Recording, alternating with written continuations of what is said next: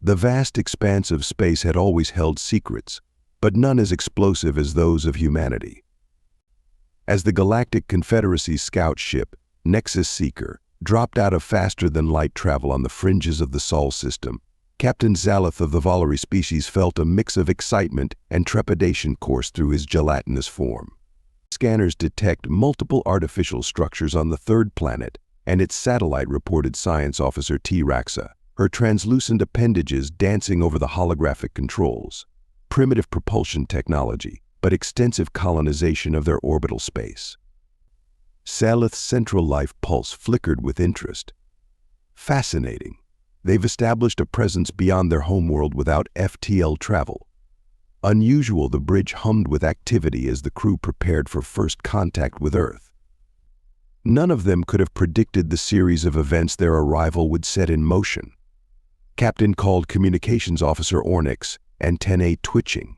We're receiving a transmission from the planet's surface, audio and visual. The main view screen flickered to life, revealing a human female with dark skin and close-cropped hair. She wore a crisp military uniform adorned with insignias the ship's AI quickly identified. Unknown vessel, this is General Lyra Corrin of the United Earth Defense Force. You have entered restricted space. Identify yourself and state your purpose immediately. Zalith was taken aback by the forceful tone but quickly composed himself. Greetings, General Corrin. I am Captain Zalith of the Galactic Confederacy scout ship, Nexus Seeker. We come in peace, seeking to establish first contact with your species. General Corrin's expression remained impassive, but her eyes narrowed slightly. While we appreciate your peaceful intentions, your unannounced arrival has put our planet on high alert. We request that you maintain your current position while we consult with our world leaders. Zalith responded calmly. Of course, General. We will comply with your request. As the transmission ended, the bridge erupted into chatter. First contact specialist Kyra Solis floated forward, her bioluminescent form glowing softly. Captain, their response seems unusually guarded for a species encountering alien life for the first time. We should proceed with caution. Zalith's gelatinous form rippled in agreement. Indeed, Kyra. Their military readiness is concerning. T-Raxa, what can you tell me about their defensive capabilities? T-Raxa's appendages moved swiftly over her console. Primitive by our standards, Captain, but not insignificant. They possess nuclear weapons, kinetic strike platforms in orbit, and a sizable fleet of armed spacecraft. However, their weapons would be largely ineffective against our shields. Zalith's pulse dimmed slightly. Let's hope it doesn't come to that, he mused. Orcs, open a channel to Confederacy High Command. They'll want to know about this development immediately. Hours passed in tense silence as the Nexus Seeker waited for Earth's response. The humans had maintained radio silence, and long-range scanners showed increased activity around the planet. Suddenly, Orcs called out, Captain, we're receiving another transmission from the surface. The view screen flickered back to life, this time revealing a diverse group of humans seated around a large table. At the center sat a distinguished man with silver hair and piercing blue eyes. Greetings, Captain Zalith. I am President Dalen Thorne of the United Earth Government. We apologize for the delay. Your arrival has caused quite a stir on our world. Zalith's pulse quickened with relief. Thank you, President Thorne. We understand the magnitude of this moment and are eager to begin peaceful dialogue between our civilizations. President Thorne's expression grew grave. We share your desire for peace, Captain, but we must prioritize the safety of Earth. We have some concerns to address before proceeding. Zalith's form undulated slightly. Of course, Mr. President. We are here to answer any questions you may have. Thorne's eyes narrowed slightly. First and foremost, we need assurances that your presence is not a prelude to invasion or colonization. Earth has a long history of conflict, and we've learned to be cautious. Zalith's form rippled in surprise. I assure you, President Thorne, we have no such intentions. The Galactic Confederacy is founded on principles of peaceful cooperation. We seek only to welcome new species into our interstellar community. Thorne's expression softened slightly. but wariness lingered in his eyes. And yet President Thorne continued, "You arrived unannounced, in a ship clearly capable of overwhelming our defenses. Surely you can understand our hesitation." The implications of Thorne's words sent a shudder through Salith's gelatinous form. He realized too late that their standard approach for first contact with pre-FTL civilizations had been perceived as a potential threat. "President Thorne," Salith said, "I apologize for any distress our arrival may have caused. Our intention was to observe briefly before making contact, to ensure we did not disrupt your society." Thorne's expression softened further, but tension remained. "We appreciate your explanation, Captain. However, we must insist on a formal declaration of your intentions. We propose a face-to-face meeting on neutral ground, our International Space Station." Salith conferred briefly with his crew. "We would be honored, President Thorne. Please provide the necessary coordinates, and we will prepare a shuttle." As the transmission ended, Salith turned to Kyra.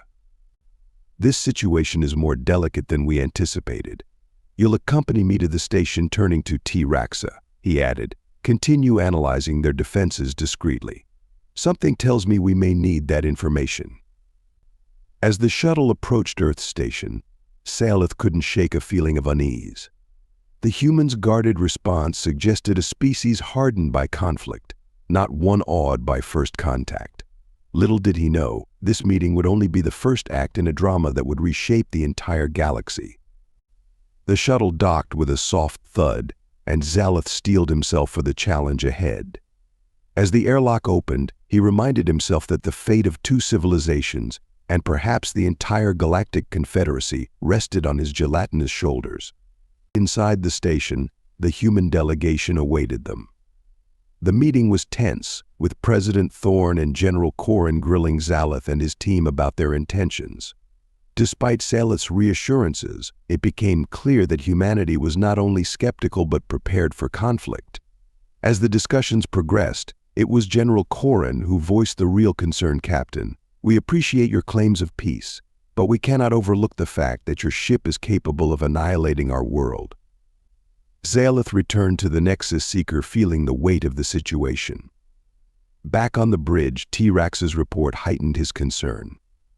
"Captain, during your absence, we detected increased activity in Earth's orbital defenses. They're mobilizing their fleet and activating dormant satellites." Salith's form rippled with alarm. "Open a channel to High Command.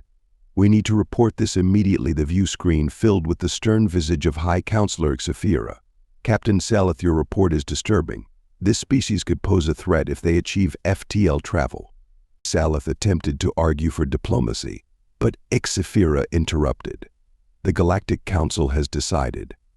Deliver an ultimatum. They must join the Confederacy under our guidance, dismantle their military, and share all technology or face orbital bombardment." As Xafira's transmission ended, Salith knew they were on the brink of disaster. Reluctantly, he relayed the Confederacy's ultimatum to President Thorne. The Earth leader's response was defiant. "This is outrageous, Captain Salith. You claim peace, but demand surrender. Humanity will not bow to threats." General Corrin added, "If you want our world, you'll have to take it from us." With the deadline for Earth's compliance approaching, tensions aboard the Nexus Seeker were palpable. Long-range sensors detected unusual energy signatures from the planet. T-Raxa reported, "They're activating an unknown defense network." "Captain," as the final moments ticked away, Salith braced for the worst. The countdown ended, and alarms blared across the Nexus Seeker. "Multiple launches detected," shouted T-Raxa. Salith watched in stunned silence as thousands of energy weapons streaked toward the Confederacy fleet. Humanity had been ready all along. "Their technology shouldn't be capable of this," Kyra whispered. As the first wave of human weapons struck the Confederacy ships, Salith realized their grave mistake. Earth's defense systems, including massive cannons hidden on the moon and satellites repurposed as battle stations, crippled the Confederacy fleet. The humans, underestimated by the Confederacy, had revealed their true strength. "All ships, retreat," Salith ordered, his form rippling with fear. Humanity's unexpected retaliation extended beyond Earth's orbit. Reports flooded in from across Confederacy space. Human ships were attacking outposts and colonies wielding previously hidden technologies. T-Rex's analysis confirmed the worst. They've had FTL capabilities all along, Captain. We misjudged them. Scyllath's realization was grim. The Galactic Confederacy had not only underestimated humanity, but given them a reason to unleash their full might. As the Nexus Seeker limped away from the battle, Scyllath knew that the balance of power in the galaxy had shifted. Humanity, once seen as a primitive race, was now on the offensive, dismantling the Confederacy's military infrastructure with surgical precision. Back at the Confederacy's capital, Scyllath received another transmission from High Counselor Scifi. "Captain, the situation is dire. The humans have breached our deepest defenses and are demanding an audience with the Galactic Council." Scyllath acknowledged her orders and prepared for what was likely the most critical diplomatic mission of his career. As the battered Nexus Seeker entered orbit around the Confederacy's capital world, Scyllath marveled at the human ships now patrolling the system. Their designs were sleek and advanced, a perfect blend of aesthetics and function. A final transmission came through from President Thorn. "Captain Scyllath, your ship will escort our diplomatic vessel to the surface. It's time we had a real conversation about the future of galactic relations." In the Grand Chamber of the Galactic Council, the human delegation, led by President Thorn and General Corrin, stood as a symbol of humanity's newfound power. High Counselor Scifi, her crystalline form dimmed with humility, addressed them. We welcome you to the Galactic Council. We humbly request to open negotiations." General Corrin cut in sharply. "Negotiations? You demanded our surrender, and now you want to negotiate." The room was filled with unease as alien delegates from across the galaxy watched in silence. Thorn's voice was steady but firm. "Let's be clear, this isn't a negotiation between equals. You sought to subjugate us, and we've shown you that humanity will not be subjugated." A holographic display flickered to life in the center of the chamber, showing real-time footage of human ships dismantling Confederacy military installations. Gasps echoed throughout the room. President Thorn continued, "We could have destroyed you. We had the power to do so. But that is not our way. Humanity has learned from its bloody history, and we seek cooperation, not domination." Murmurs spread among the delegates, and Scyllath felt a glimmer of hope. Perhaps humanity was not the warmongering species the Confederacy had feared. "We propose a new galactic order," Thorn declared.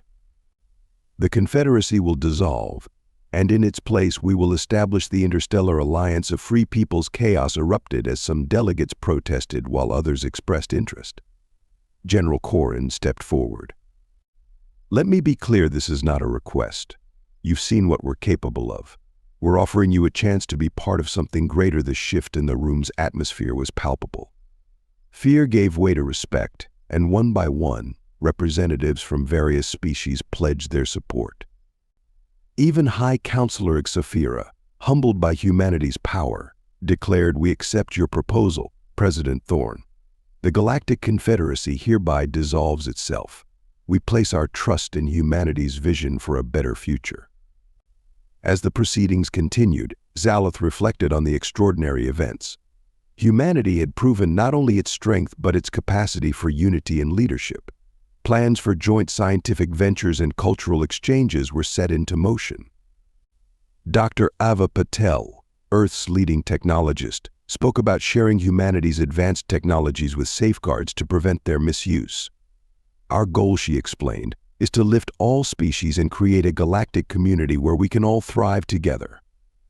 Scyllath, watching the proceedings, felt a sense of shame. The Confederacy had judged humanity harshly and prematurely.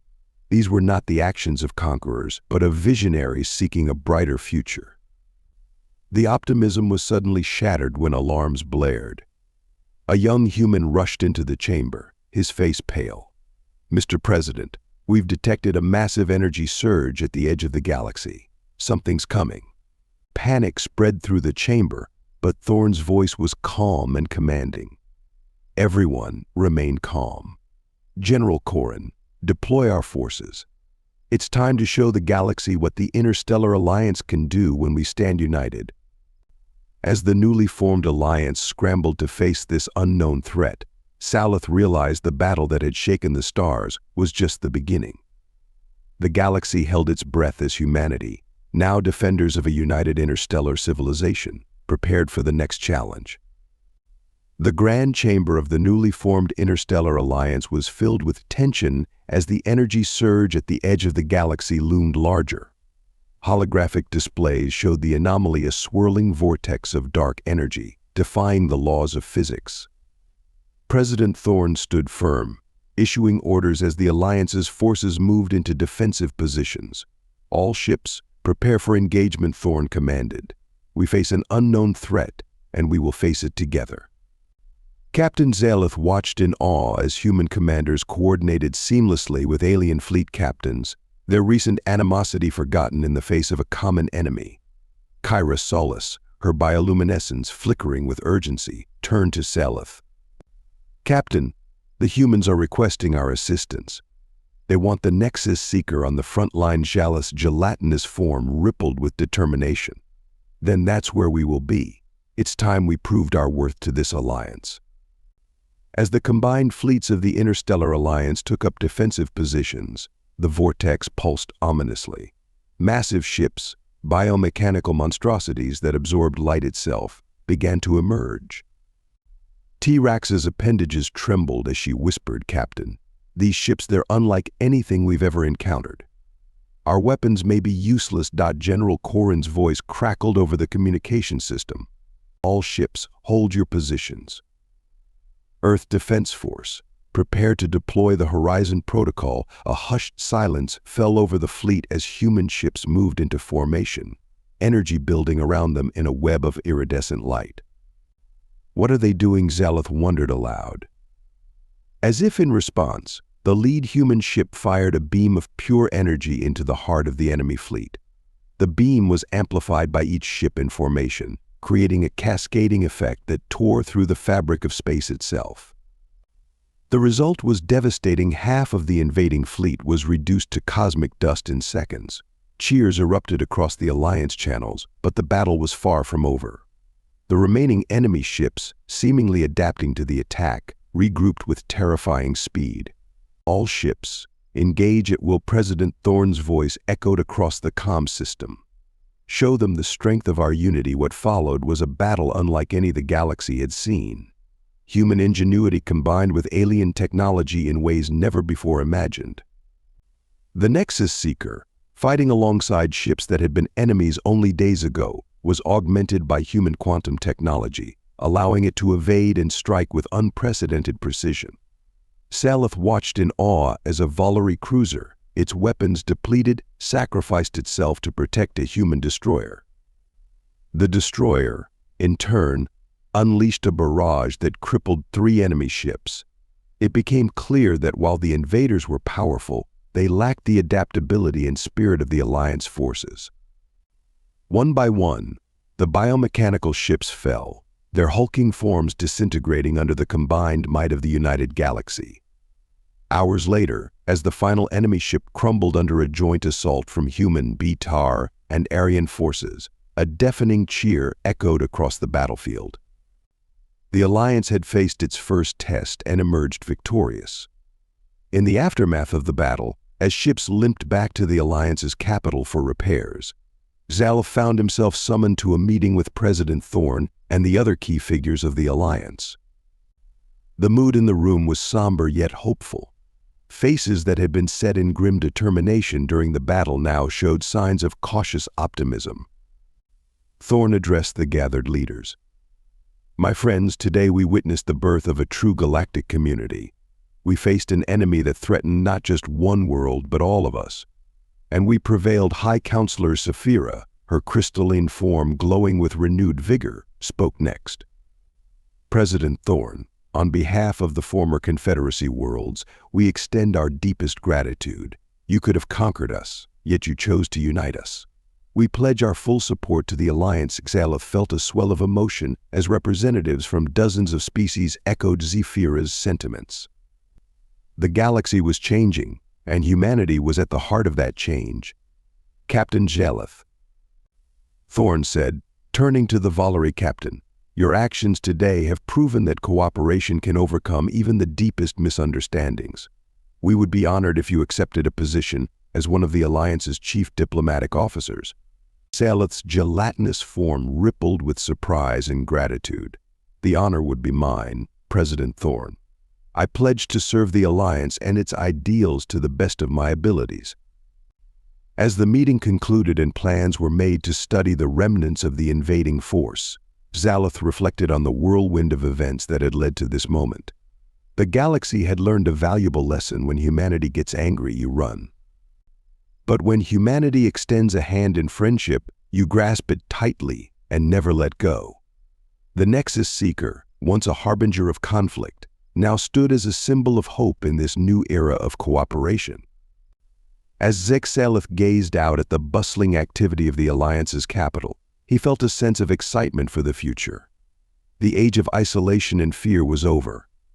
A new chapter in galactic history had begun, written by the combined efforts of all sentient species, with humanity holding the pen. The stars themselves seemed to shine brighter, as if in approval of this new cosmic order. Yet, somewhere in the vast expanse of space, other threats might be lurking. Jaleth knew that whatever challenges lay ahead, the interstellar alliance born from conflict but forged in unity would face them together. The galaxy had learned to respect humanity's anger, but now it would thrive under humanity's leadership. And that, Jaleth realized, was the greatest adventure of all. If you enjoyed this story and want to support us, please leave a like and subscribe to our channel. For every comment that says we will heart every single one of them. Thank you for your time.